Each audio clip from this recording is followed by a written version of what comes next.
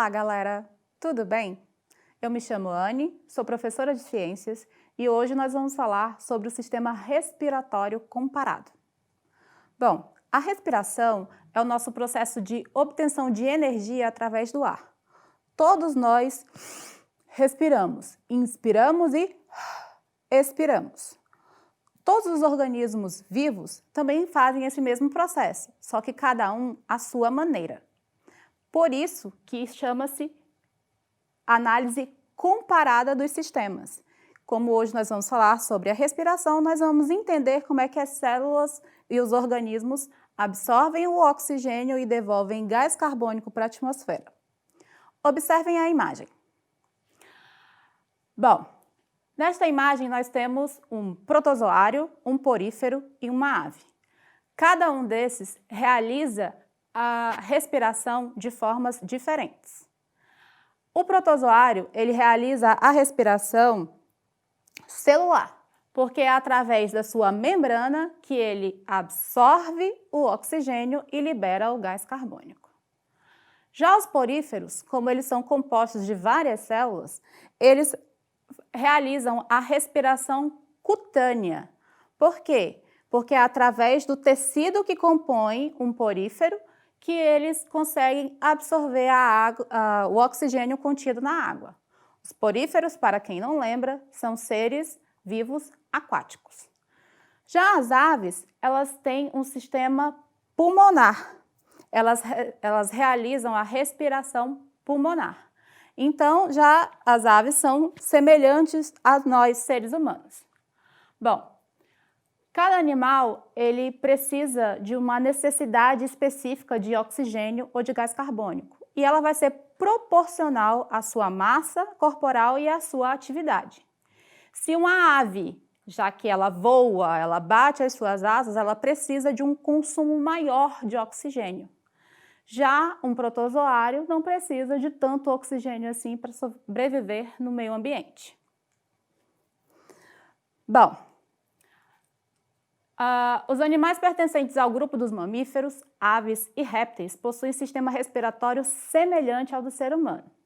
Ou seja, todos eles possuem uma respiração pulmonar. Os vertebrados aquáticos já são obrigados a subir até a superfície para poder efetuar as trocas gasosas. Observem aqui comigo. Vocês já perceberam que um golfinho tem um orifício acima da sua cabeça? Esse orifício é exatamente por onde ele respira.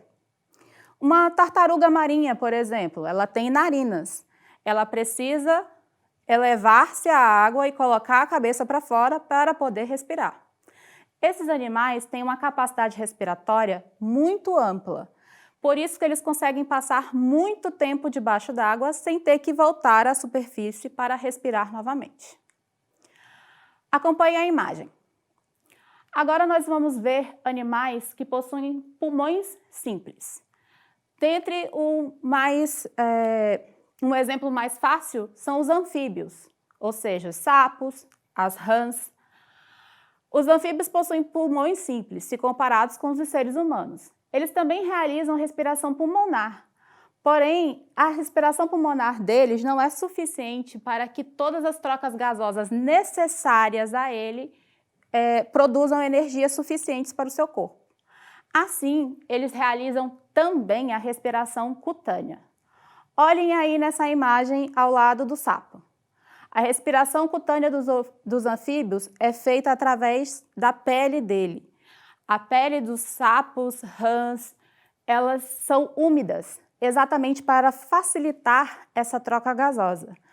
O ar precisa se dissolver um pouco nesse líquido que está acima da pele deles, para que seja absorvido o oxigênio através da pele.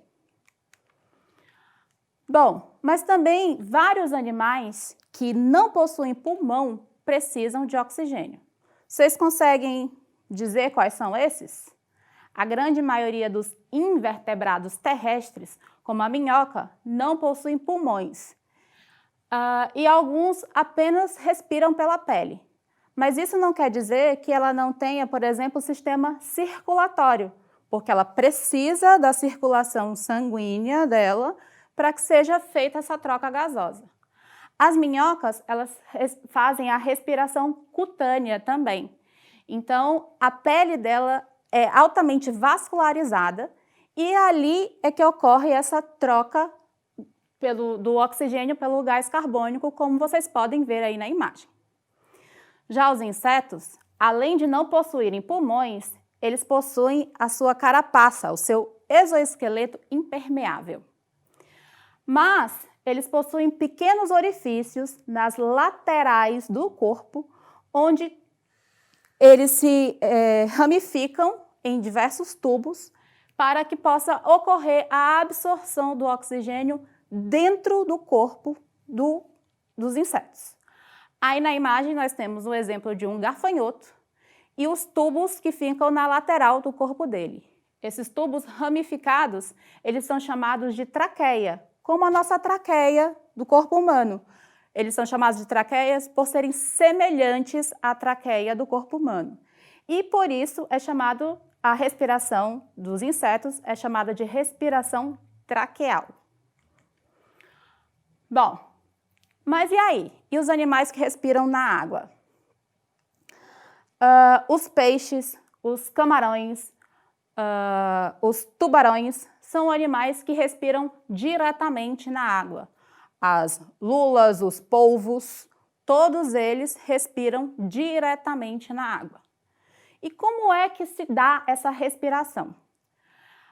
Eles respiram o gás oxigênio que está dissolvido na água. Vocês lembram da fórmula da água? H2O. O O é o oxigênio. Então, eles precisam dissolver esse oxigênio para poder absorvê-lo. E como isso é feito? Acompanhe aqui comigo. Vocês já perceberam que um peixe ele fica muito de boca aberta quando ele está na água? O peixe, quando ele abre a boca, é para que a água passe por dentro do organismo dele. Mas a água ela não vai passar por todo o corpo do peixe. Ela entra pela boca e ela sai pelas brânquias. Por quê? As brânquias são uma ramificação do sistema respiratório deles, responsável por essa troca gasosa. Observem novamente a imagem. A primeira imagem mostra um esquema sobre a respiração branquial do peixe. O peixe ali de boca aberta e a água passa num fluxo unidirecional pela sua boca, saindo pela lateral, pelas brânquias.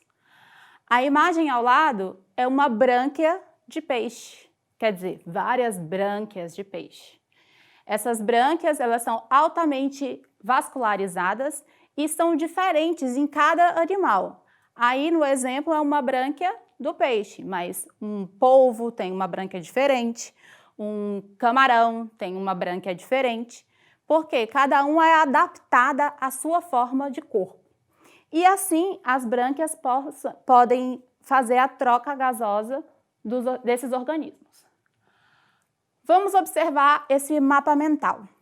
Nesse mapa mental, nós temos a respiração dos répteis, das aves, dos mamíferos, dos anfíbios, dos peixes, dos crustáceos, dos insetos, dos anelídeos e das esponjas e quinidários e plateumintos e nematóides.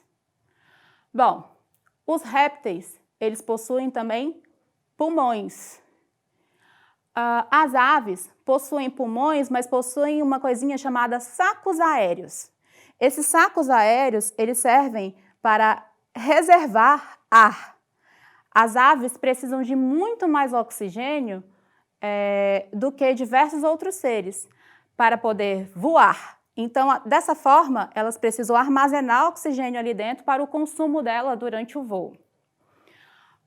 Os mamíferos, todos eles realizam a respiração pulmonar e eles são bem semelhantes com o pulmão humano.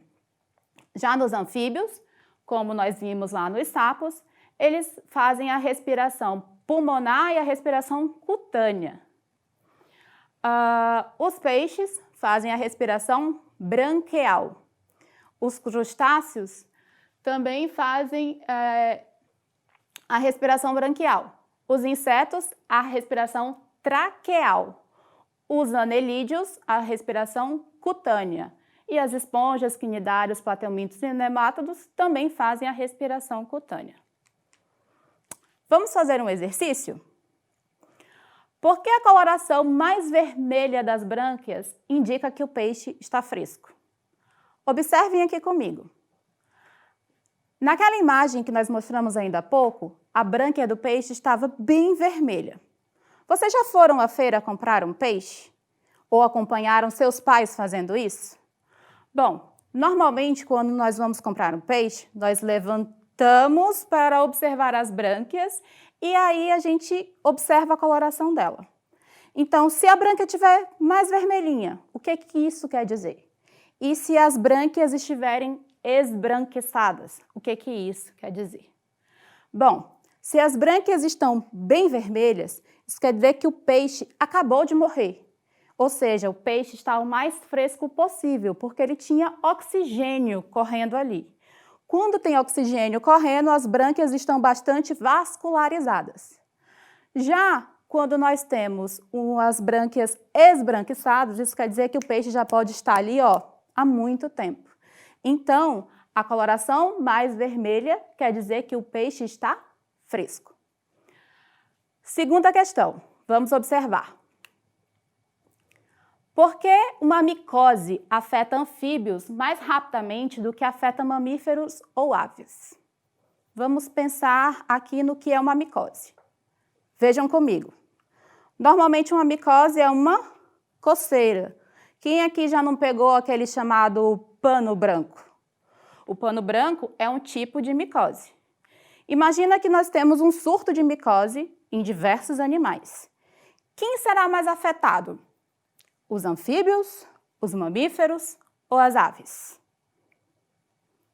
Bom, os anfíbios serão os mais afetados exatamente porque eles realizam a respiração cutânea.